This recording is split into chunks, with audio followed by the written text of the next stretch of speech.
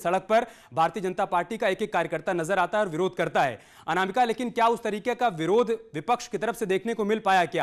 क्या उस तरीके से विपक्ष सरकार को घेर पाया? क्या महंगाई के मुद्दे पर, बेरोजगारी के मुद्दे पर, कोरोना को लेकर या फिर कानून व्यवस्था के मुद्दे पर?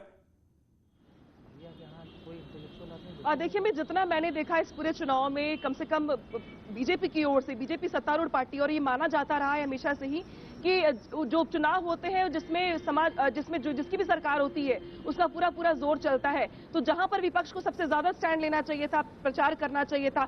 3.5 साल का कार्यकाल हो चुका है सरकार को और विपक्ष के पास बहुत सारे मुद्दे थे। मैं एक दो का नाम नहीं लूंगी, बहुत सारे मुद्दे थे। हाथरस से लेकर कानून व्यवस्था से लेकर कोरोना काल से लेकर के अब बहुत सारे मुद्दे ऐसे थे विपक्ष के पास जिसको जाति विपक्ष तो बुला सकती थी। लेकिन विपक्ष की ओर से, ना बसपा की ओर से कोई मैदान में आया, ना समाजवादी पार्टी की ओर से कोई मैदान में आया, ना ही कांग्रेस की ओर से। सिर्फ प्रत्याशियों के दम पर विपक्ष पूरा का पूरा चुनाव लड़ रही है, ये पूरा उपचुनाव लड़ रही है। वहीं बीजेपी की ओर से अगर आप गौर करेंगे तो मंत्रियों ने रात भर जाग करके पार्टी मीटिंग्स करी हैं, रैलियां करी हैं। पार्टी के प्रदेश अध्यक्ष स्वतंत्र देव सिंह हो या फिर उत्तर प्रदेश के मुख्यमंत्री योगी आदित्यनाथ हो, एक सीट पर दो बार रैलियां की गई हैं, जुलूस निकाले गए। इसके अलावा तमाम मंत्रियों की ड्यूटी लगाई गई बकायदे।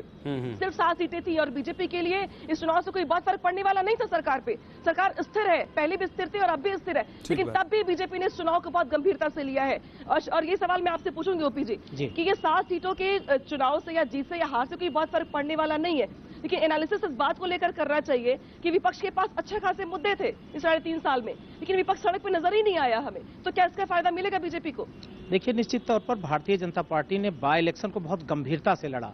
आप देखिए कि निषाद पार्टी पिछली बार मल्हनी में सेकंड पोल कर गई थी। संजय निषाद की बाकायदा भारतीय जनता पार्टी ने प्रेस कॉन्फ्रेंस कराई और उसको अंजाम दिया।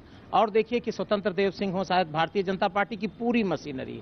आप देखिए जन्मेजय सिंह, अजय, वहाँ देवरिया में जन्मेजय सिंह के बेटे अजय सिंह पिंटू बागी उम्मीदवार के रूप में चुनाव लड़ रहे हैं। तो ये भी असंतोष की वो थी। वहाँ पर सेंगर के परिवार में कोई व्यक्ति चुनाव नहीं लड़ रहा था, श्रीकांत कटियार को भारतीय जनता पार्टी ने चुनाव लड़ाया। तो ऑपरेशन डैमेज कंट्रोल पे भी काफी भारतीय जनता पार्टी ने काम किया। अपोजिशन की जो आपने बात किया, धर्मेंद्र यादव को छोड़ दिया जाए तो समाजवादी पार्टी का कोई बड़ा नेता नहीं निकला। धर्मेंद्र यादव लगातार रैलियां करते रहे।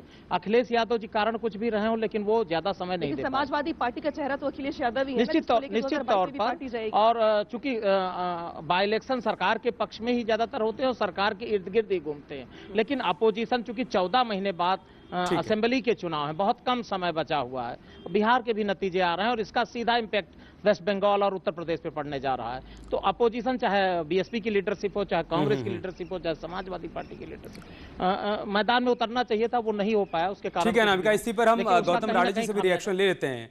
गौतम राणे जी, सवाल यही है कि उपचुनाव से ठीक पहले बीएसपी की तरफ से जो बगावत देखने को मिली या फिर बीएसपी प्रमुख की प्रेस कॉन्फ्रेंस में जो बातें सामने आई, उन्होंने कह दिया कि समाजवादी पार्टी के साथ गठबंधन हमारी एक बहुत बड़ी भूल थी। आपको लगता है कि चुनाव से पहले इन बातों का सामने आना, इसका असर पड़ा होगा मतदाताओं के मन पर?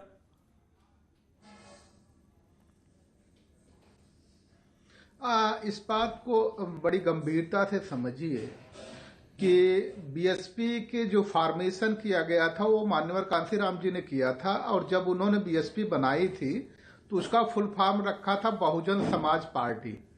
लेकिन जैसे ही वो हस्तांतरित होकर के बहन जी के पास चली गई तो उस बीएसपी का फुल फॉर्म बदल गया। बहुजन समाज पार्टी के बजाय वो बहन जी संपत्ति परियोजना हो गई। तो जब बहन जी संपत्ति परियोजना हो गई तो संपत्ति परियोजना को सेव करने की कोशिशें शुरू हो गई हैं। और जहां तक दलित का मसला है, कौन से दलित मसले को उन्होंने कभी उठाया, जीवंत किया, कभी दलित मसले पे पूरी तरह से लड़ाई लड़ी हो? और जो विपक्ष अभी कह रहे हैं कि बहुत हम लोग सक्रिय रहे हैं, सक्रियता तो ये है कि पूरे प्रदेश में बलात्कार की एक रथ यात्रा निकल करके चली है। कितने लोगों ने उस बलात्कार के मुद्दों को बनाया? कह रहे थे किसानों की बात, किस किसानों को आपने बताया कि भाई ये जो होर्डिंग हो रही है वो तुम्हारे खिलाफ है?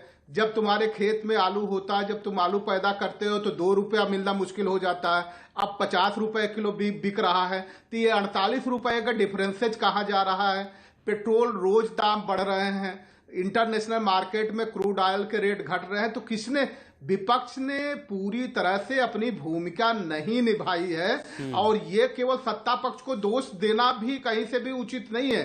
सत्ता पक्ष को दोष तब दिया जाता कि जब विपक्ष हर मुद्दे पे खड़ा होकर के बताता कि रोजगार और नौकरियों में अंतर क्या है। ठीक बात है। यहाँ लोगों को नौकरियां चाहिए, आप रोजगार कर दे रहे हैं। जो ठेला लगाता है उसको भी रोजगार में आपने जोड़ दिया, जो खुमचे लगा करके काम करता, सब्जी बेचता, वो भी रोजगार में चला गया।